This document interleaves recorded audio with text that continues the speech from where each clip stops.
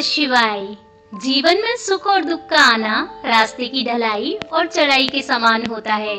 हमें परमपिता परमेश्वर पर अटूट विश्वास रखना चाहिए, क्योंकि वही सृष्टि के निर्माता और पालनहार हैं। वही मनुष्य को दुख देते हैं और वही उनके दुखों का अंत भी करते हैं। इसमें जो दो बातें हैं वो आपको ध्यान में रखनी है कि प्रभु जो सुख दुख देते हैं उसमें इस जन्म या पूर्व जन्म में किए गए कर्म का फल होता है। यानी बुरा कर्म अगर आपने किया है तो आपको दुख मिलेगा और अच्छा कर्म किया है तो आपको सुख मिलेगा। दूसरी बात ये भी है कि कई बार प्रभु अपने भक्त को जिसने कभी कोई बुरा कार्य न किया हो उसे भी परेशानी में डाल देते हैं। कई बार प्रभु अपने भक्त की परीक्षा लेने के लिए भी ऐसा करते हैं। इसका सबसे अच्छा एग्जाम्पल है सत्यवादी राजा हरिश्चंद्र जी का। ऋषि विश्वामित्र जी ने राजा हरिश्चंद्र जी की परीक्षा लेने के लिए दान में उनका सारा राजपाट मांग लिया था। दान के बाद जब विश्वामित्र जी ने उनसे दक्षिणा मांगी तो उन्होंने अपनी पत्नी, पुत्र और स्वयं को भी बेच दिया था। हरिश्चंद्र जी शमशान में कर वसूली का काम करने लगे। इसी बीच उनके पुत्र की मृत्यु हो जाती है। पत्नी शमशान पहुंचती है।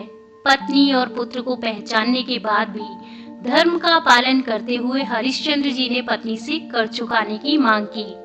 जब कर चुकाने के लिए उनकी पत्नी ने अपना वस्त्र फाड़ना चाहा, तभी सत्यदेव प्रकट हो गए। इस कष्ट से मुक्ति देने के लिए हरिश्चंद्र जी को सारा साम्राज्य वापस दे दिया जाता है और उनके पुत्र को भी जीवित कर दिया जाता है।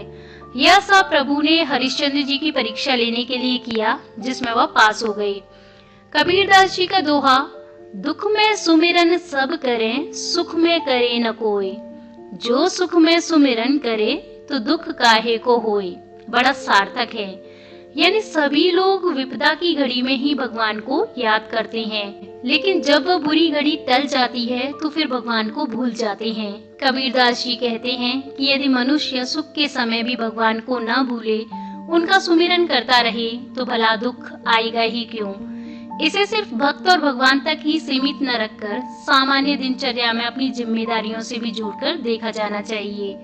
यदि हम अपनी किसी जिम्मेदारी के प्रति लापरवाह नहीं होते हैं तो बाद में पश्चाताप करने की जरूरत नहीं पड़ेगी। सुख और दुख एक ही सिक्के के दो पहलू हैं। जिस प्रकार हम किसी सड़क पर लंबा सफर करते हैं तो चढ़ाई आने के बाद ढलान आती है, उसी प्रकार जीवन में सुख के बाद दुख और दुख के बाद सुख का क्रम चलता रहता है।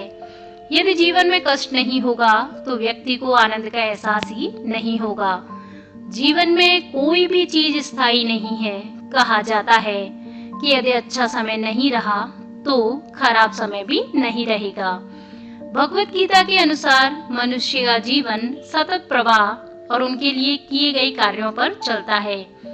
अधिकतर समय हमारा मन किसी विशेष दिशा में जाना चाहता है। यदि उस दिशा में जाने में हमें सफलता मिलती है तो हम खुश होते हैं, और यदि असफलता मिलती है तो हमें कष्ट महसूस होता है। सुख दुख की अनुभूति से परे होकर जब हम कोई राह पकड़ते हैं तो वह आनंद का होता है। किसी व्यक्ति को उसके जीवन में क्या मिलेगा, यह बात इस पर निर्भर करती है कि उसकी चेतना किस तरह की दिशाओं में जाती है।